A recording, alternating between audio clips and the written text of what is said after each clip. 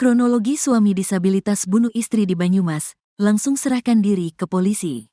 Seperti diketahui pembunuhan tersebut terjadi pada Jumat, tanggal 27 Desember tahun 2024 malam. Peristiwa suami membunuh istri Banyumas diduga dipicu karena masalah perselingkuhan, ungkap Kasatreskrim Polresta Banyumas, Kompol Andriansyah Ritas Hasibuan.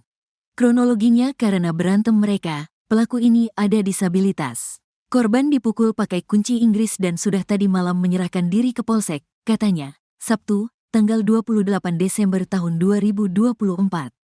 Kasatreskrim menyebutkan memang ada dugaan perselingkuhan yang dilakukan oleh sang istri. Pelaku diduga melihat handphone si korban. Korban JM lahiran 1997 dan pelaku Val lahiran 1997 juga. Korban saat ini dibawa ke rumah sakit, jelasnya kepada tribunbanyumas.com, Sabtu, tanggal 28 Desember tahun 2024. Diberitakan, seorang suami di Banyumas membunuh istrinya sendiri tepatnya di Grumbul Sidayasa, RT 2 RW 5, Desa Kedung Randu, Kecamatan Patikraja, Kabupaten Banyumas, Jumat, tanggal 27 Desember tahun 2024, sekira pukul 19 waktu Indonesia Barat. Pelaku atas inisial VA, 27, yang merupakan suami dari korban istrinya sendiri yaitu JM, 27.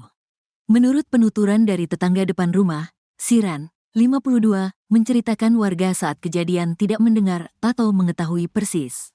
Korban dipukul dengan kunci Inggris. Waktu ditemukan korban dalam kondisi terlentang dan sudah dalam kondisi kaku keluar lendir dan darah, katanya.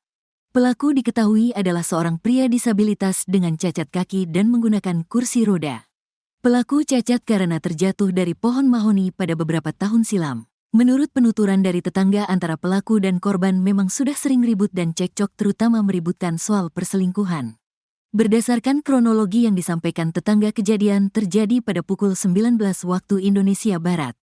Usai melakukan pembunuhan, pada pukul 20 waktu Indonesia Barat pelaku langsung menyerahkan diri ke Polsek setempat. Pelaku usai melakukannya lalu pesan Grab dan menyerahkan diri ke polisi. Warga tahunya sudah ada polisi yang ramai.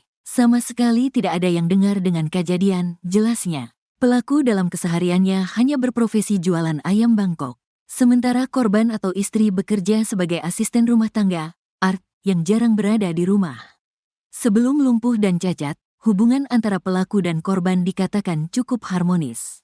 Pelaku waktu masih bisa berjalan masih bisa jualan keliling, yaitu jualan bubur ayam dan sebagainya, imbuhnya. Adapun cekcok dan perselisihan diduga dipicu karena adanya isu perselingkuhan yang dilakukan oleh sang istri. Saya sudah beberapa kali mendamaikan soal cekcok keduanya karena isu perselingkuhan. Istrinya memang masih muda dan sering pergi-pergi, terangnya. Menurut warga setempat, pelaku dikatakan dapat bersosialisasi dengan warga seperti biasa.